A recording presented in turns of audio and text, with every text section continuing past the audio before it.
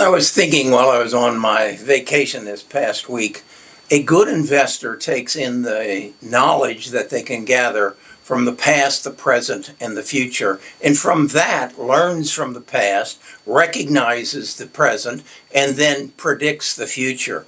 What I like to consider then is, what was the past? Well, the past was that of the introduction of the internet and how it changed our world overwhelmingly since the year 2000. I was just on a ship that was built in 2000, and it was so recognizable. There were only two plug outlets in the main cabin and one in the bathroom. With our devices, we need chargers, and we need a lot of them.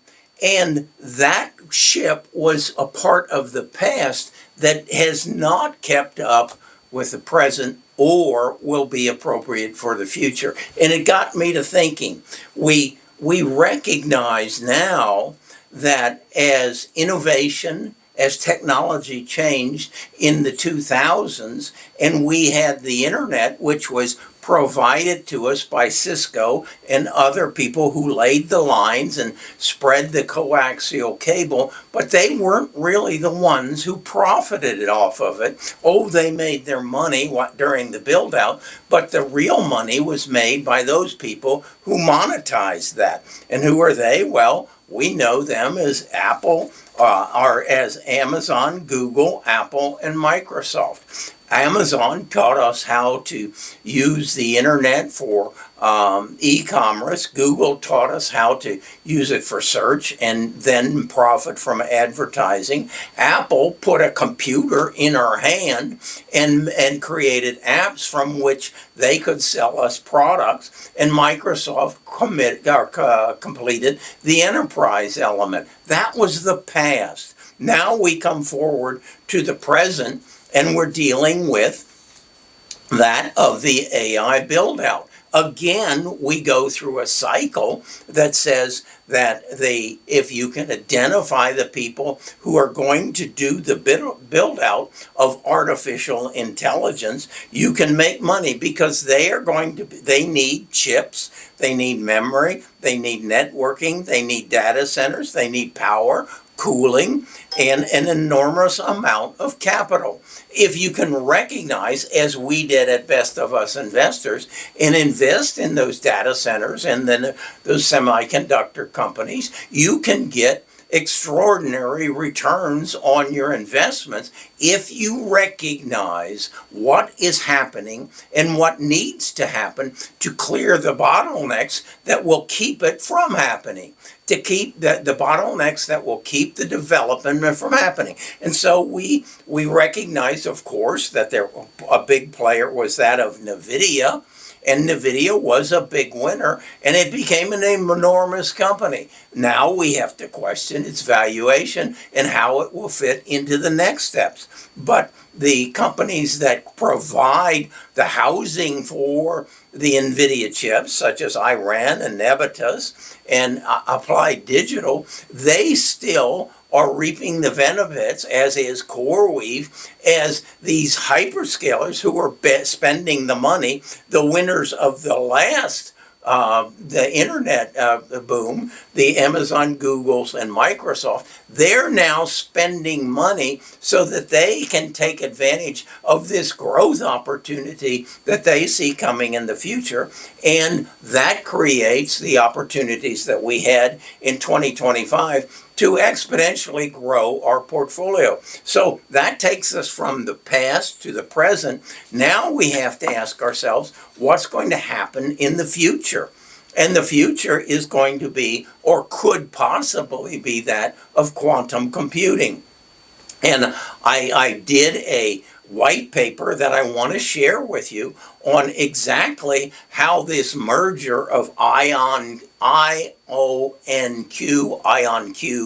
and Skywater are putting IonQ in a position that they could quite possibly be the forerunners, the early stage benefactors of this next step of innovation of quantum computing. Now, there are some questions about it because just last 2 weeks ago, IonQ came forward and said, let's hold off on this planned closure of this deal in the end of April and let's review it further. And now there's a question, is that deal going to happen? So we need to know how we should play that. So I went to Samantha and said, dig into it and tell me, I own shares of both IonQ and Skywater. What should I do? Should I sell the Skywater and hold that money and then buy the IonQ when the deal comes through? Or should I keep what I've got? Or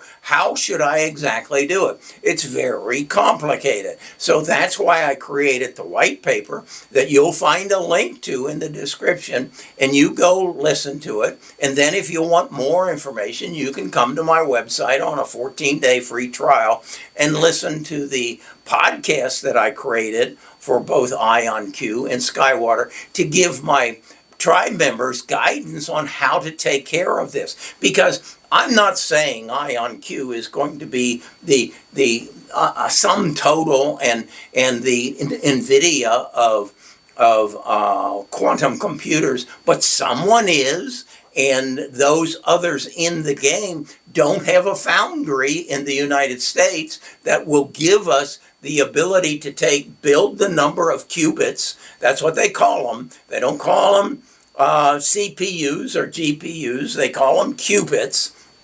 And IonQ is scheduling to have 2,000 qubits, and those are the production, and then there are the control qubits. You'll need 8,000 of them. I put it this way.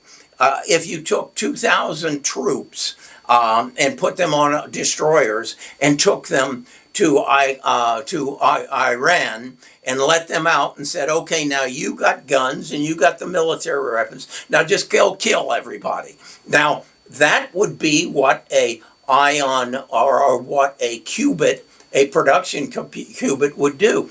But with that, you're going to have a lot of friendly fire kills. You're going to kill a lot of citizens. So you have to bring in the officers and the sergeants and the military plan to make sure that your 2,000 soldiers don't kill the wrong people. That's in a qubit. That's called the controlled qubits. And with that, you will settle theoretically, not theoretically, but hypothetically, you would settle that war that you put 2,000 troops in.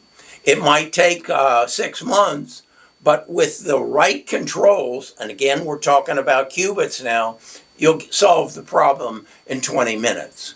That's what quantum computing is about. Now, it's not going to replace AI. It's not going to replace GPUs or CPUs because it works a different way. It does not create a large language platform that needs to be interpreted and transferred. No, it's going to be done in the fields of optimization, complex simulations, material science, chemistry, some financial models. It will probably make its way into my business where I'm trying to predict future prices based on past and future activities. I will probably want to make my business susceptible to quantum computing, and then it's going to be potentially in major areas of cybersecurity. Now, I did a video, which you really need to see, last week on cybersecurity. Here's the thumbnail on it, so go look for that. Because what's going to happen once these qubits come to work with the work qubits and the control qubits, they will basically destroy the cybersecurity world, and in particular Bitcoin, because within a matter of minutes they will be able to solve the encryption problem or encryption software that's on the blockchain that makes your Bitcoin safe and secure from outside forces. Cybersecurity or quantum computing within probably 18 months will turn that thing upside down. Now, you have to then be aware of how is that going to create or affect Bitcoin. If there is a means through quantum computing to come and figure your encryption on your Bitcoin account or any other accounts of that nature, the game is over. Game is over. Somebody's got to come in and take care of it. And my research told me there were two companies. And I gave you a white paper last week. You'll find that again in this description. And I also gave you access to the podcasts on those companies as well in the cybersecurity field. So where does that leave us? Well, basically, I think it says we need to recognize that if you invest in the present and pay no attention to the past and have no interest in the future, you're just going to get by. And that means that last year you probably made 15% on your account from the S&P 500, probably about 9% on the Dow.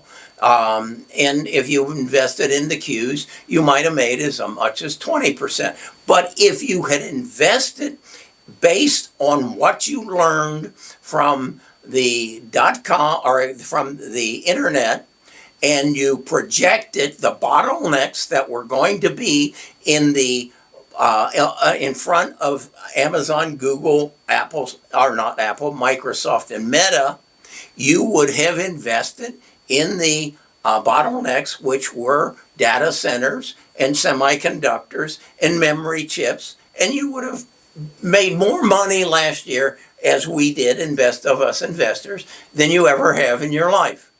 What I'm telling you is the same opportunity is in front of you again.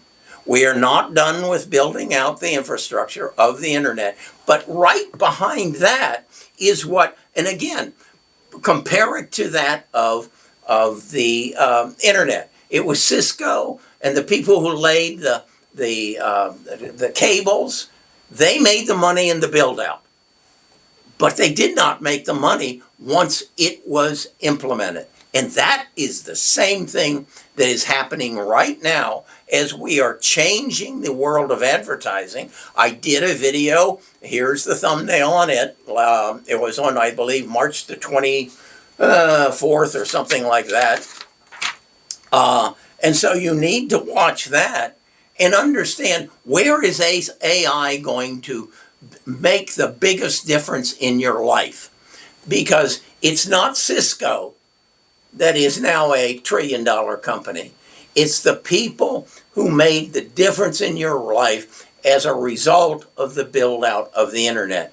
And that's Google, Microsoft, Amazon, Meta, and Apple. They didn't build the internet. They monetized it. And it's the same. They are going to be the monetizers of the big scale of internet. They're going to make it available to you, but they're going to deliver it to you through enterprise like Best of Us Investors. The small companies who have a very low market cap that is going to grow enormously, and that's how you create wealth. You do not do it by buying the best companies. The best companies are properly valued, so their price isn't going to grow. It's already built into the price. It's that mountain, MNT, who's going to change the delivery of advertising through TV. Clevio, who's going to change the delivery of email advertising to you using AI. That's where the big money is going to be made. And in quantum computing, it's going to be the same story all over again. You just got to know, what is the $5 company you need to buy today? What is the $20 company you need to buy today? Not the $2 trillion company that's already got the value built into the stock price. I'm Kerry Grinkmeyer. I'm a retired financial advisor. I want to change your life. That's my objective. I want you to recognize that there is opportunity in front of you that you can't imagine.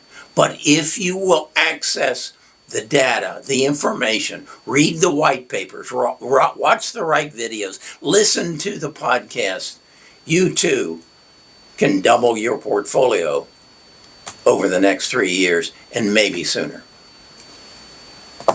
I'll be talking to you more about this.